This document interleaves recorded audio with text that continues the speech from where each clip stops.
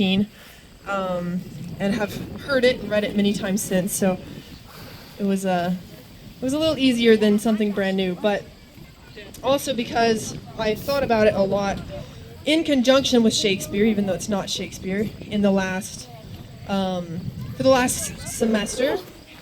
Last semester, I wrote my honors thesis on the role of ballads in Shakespeare. And something that I focused on a lot was swan songs, which is a motif that comes up a lot, not just in Shakespeare, but in a lot of romantic literature where this poem is from. And there's specific themes and images that tend to accompany this type of event, where you have women, typically noble women, who sing folk songs before they die. And there's usually water involved, and willows, usually of some kind. So a very famous one is Ophelia, whose death is very beautifully described by the incredibly suspicious Gertrude, who I will never be 100% convinced didn't just off Ophelia herself. But she describes her lying in the stream underneath this willow, with her clothes billowing around her like a mermaid, being dragged down into the water to drown. And very similarly in Othello, illustriously done by Mr. Mugg, in one of the final scenes, Desdemona is in the bath being waited on by Emilia. And she knows in this part that her lover will kill her, and she can do nothing about it. And she sings this beautiful call and response folk song, where she calls, "Sing, sing, all a green willow, sing, all a green willow." And in that moment, Emilia does not respond. It's not until the next scene where Emilia is also dying that she says, "What didst thou song bode, my lady? Hark, canst thou hear me? I too will play the swan and die in music." And as I was thinking of these moments in Shakespeare, the phrase that kept running through my head was not from Shakespeare, but was from Alfred Tennyson, one of my favorite poets, who wrote in the Romantic era. And in the poem that I will recite, The Lady of Shalott, he had the good grace to write the line, "Singing in her song, she died," which I think is a very beautiful way to summarize this motif of a swan song. And I also think that Tennyson, writing in the Romantic era, had a very good understanding of the inherent tragedy of being a poet, of being an artist, just as Ophelia and Desdemona were artists and storytellers, but that's not what they're remembered for. When they are depicted in songs in art, it is after they are dead. It is their corpses. And I think that Tennyson understood this tragedy of containing multitudes within one person, of being apart from the world and yet desperately trying to remake it, and then of dying and being boiled down, distilled down to one tragic moment and one flatlined, decontextualized piece of rhetoric that completely belittles the work of an entire life.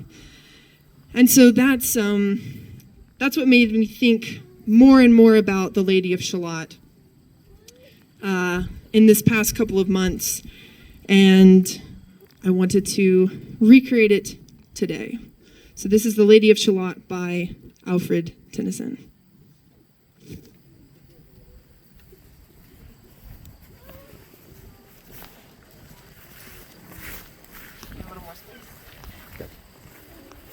On either side, the river lies. Full fields of barley and of rye that clothe the world and meet the sky. And through the field the road runs back to many towered Camelot. And up and down the people go, gazing where the lilies blow round an island, there below the island of Shalott. Lilies, willows whiten, aspens quiver, little breezes dusk and shiver through the wave that runs forever through the island in the river, flowing down to Camelot. 4 gray walls and 4 gray towers overlook a space of flowers, and the silent isle in bowers. the Lady of Shalott. By the margin, willow-veiled slide the heavy barges, trailed by slow horses and uphale, the shallop flitteth silken sailed skimming down to Camelot. But who hath seen her raise her hand? Or at the casement seen her stand, or is she known in all the land, the Lady of Shalott? No. No, only reapers, reaping early, in among the bearded barley, hear a song that echoes cheerily from the river, winding clearly flowing down to Camelot. And by the moon, the reaper weary piling sheaves in uplands airy, listening, whispers, "'Tis the fairy, Lady of Shalott. There she weaves, by night and day, a magic web with colors gay, and she has heard a whisper say a curse is on her, if she stray to look down to Camelot. She knows not what the curse may be, and so she weaveth steadily, and little other care hath she, the Lady of Shalott. And moving through a mirror clear that hangs before her all the year, shadows of the world appear, and she can see the highway near, flowing down to Camelot. There, the river eddy whirls, and there the surly village churls, and the red cloaks of the market girls pass onward to Shalott, Camelot.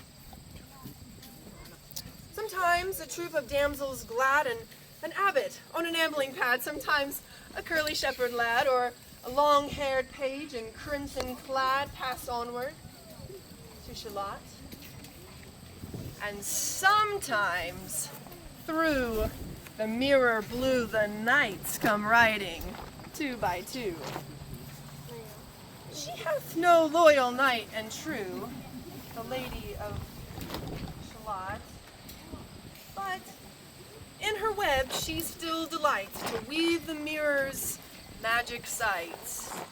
For often, through the purple night, a funeral with plumes and lights and music went to Camelot, and when the moon was overhead, came 2 young lovers, lately wed. I am half sick. I am half sick of shadows, said the Lady of Shalott. A bow shot from her bower eaves he rode between the barley sheaves. The sun came dazzling through the leaves and burned upon the brazen greaves of bold Sir Lancelot. A Red Cross knight forever kneeled to a lady in his shield that sparkled on the yellow field beside remote Shalott. His gimmy bridle glittered free, hung like some branch of stars we see hung in the golden galaxy. His bridle bells rang merrily as he rode down to Camelot, and from his blazoned baldric slung a mighty golden bugle hung, and as he rode his armor rung beside remote Shalott. All in the blue, unclouded weather, thick jeweled shone the saddle leather, the helmet and the helmet feather burned like some burning flame together as he rode down to Camelot. As often, through the purple night, beneath the starry clusters bright, some bearded meteor trailing light moves over still Shalott. His broad, clear brow in sunlight glowed, on burnished hoofs his warhorse trode.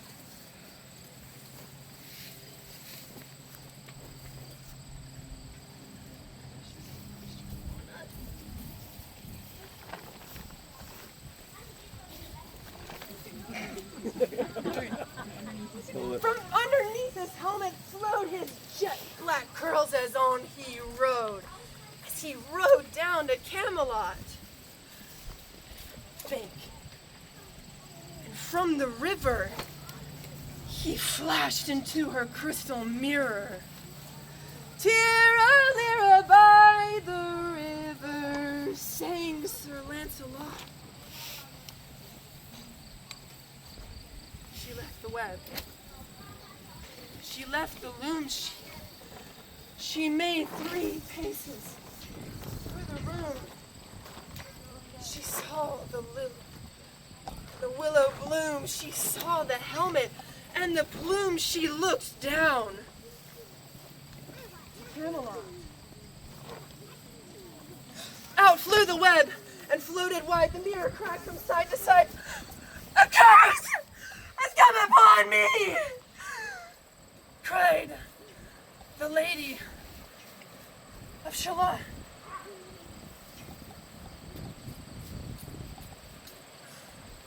And in the stormy east wind straining,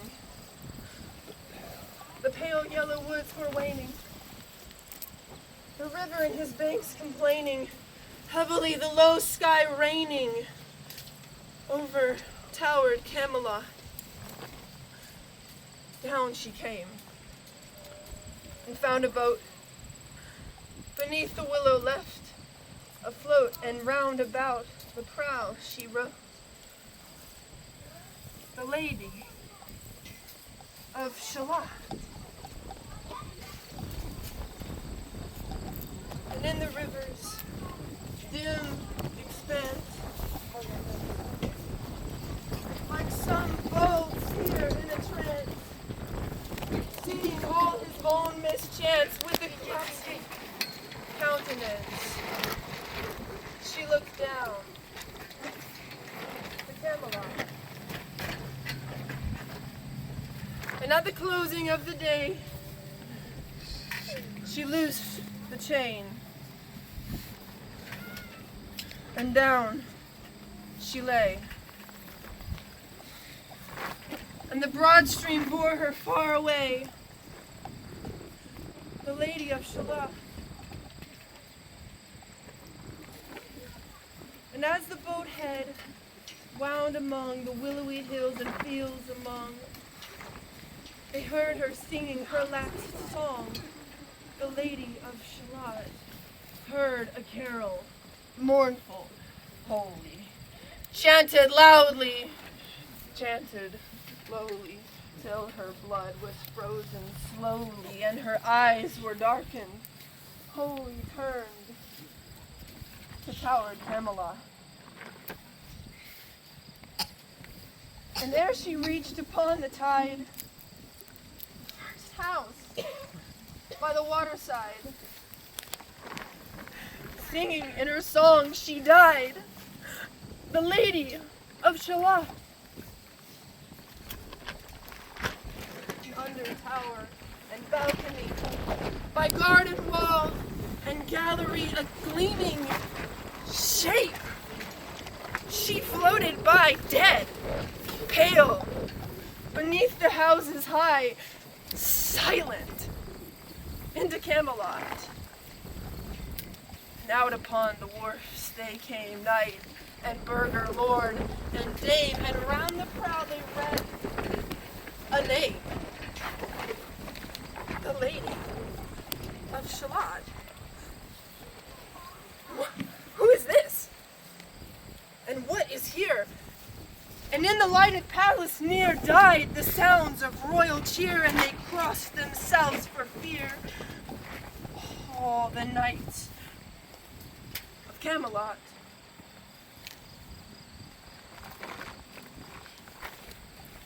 But Lancelot mused a little space. He said, "She hath a lovely face. God in his mercy lend her grace, this lady of Shalott." Woo-hoo!